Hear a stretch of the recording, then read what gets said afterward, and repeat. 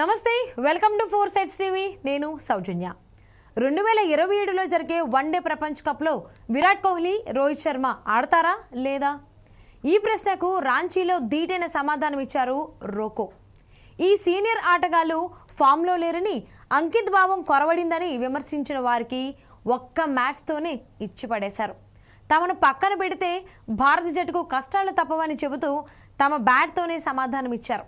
Team India head coach Gautam Gambhir, chief selector Ajit Agarkar కుట్రలు ఫలించవని, యువరక్తం పేరుతో ప్రయోగాలు చేస్తే అసలుకే మోసం తప్పదని ఒక్క మ్యాచ్తోనే స్పష్టం చేశారు. రోకో లేని భారత జట్టును ఊహించలేమనే సంకేతాలు ఇచ్చారు. వన్డే ప్రపంచ కప్ను భారత్ సాధించాలంటే ఈ సీనియర్ల ద్వయం ఉండాల్సిందే అనే పరిస్థితిని క్రియేట్ చేశారు. తామెంత విలువైన బ్యాటర్లు అనేది మరోసారి ప్రపంచానికి చాటి చెప్పారు రోకో. రోహిత్ శర్మ, విరాట్ కోహ్లీ. రాంచీ మ్యాచ్లో ఓపెనర్గా వచ్చిన రోహిత్ 57 పరుగులతో చెలరేగగా, 1 డౌన్లో వచ్చిన రికార్డుల రారాజు కోహ్లీ ఏకంగా 135 పరుగులతో విధ్వంసం సృష్టించాడు. ఇద్దరూ కలిసి 136 పరుగుల కీలక భాగస్వామ్యం నెలకొల్పారు. రోహిత్ హాఫ్ సెంచరీ చేయగానే విరాట్ కోహ్లీ డ్రెస్సింగ్ రూమ్ వైపు కోపంగా చూశాడు. గంభీర్ వైపే కోహ్లీ ఆగ్రహంగా చూశాడని అతని అభిమానులు ట్రోల్ చేస్తున్నారు.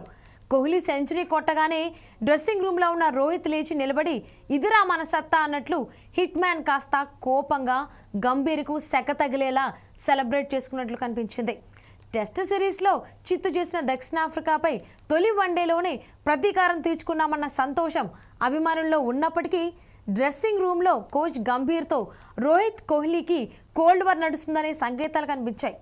మొత్తానికి 2027 ప్రపంచ వన్డే కప్లో రోకోలను పక్కన పెట్టే దమ్ము ఎవరికీ లేదని, భారత జట్టులో 1-3 స్థానాల్లో వాళ్ళు కన్ఫర్మ్ అనే టాక్ వినిపిస్తోంది.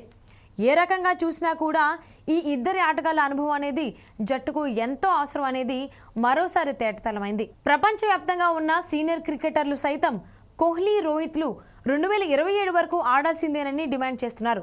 దీన్ని బట్టి అర్థం చేసుకోవచ్చు ఈ ఇద్దరు ఎంత విలువైన ఆటగాళ్ళు అనేది.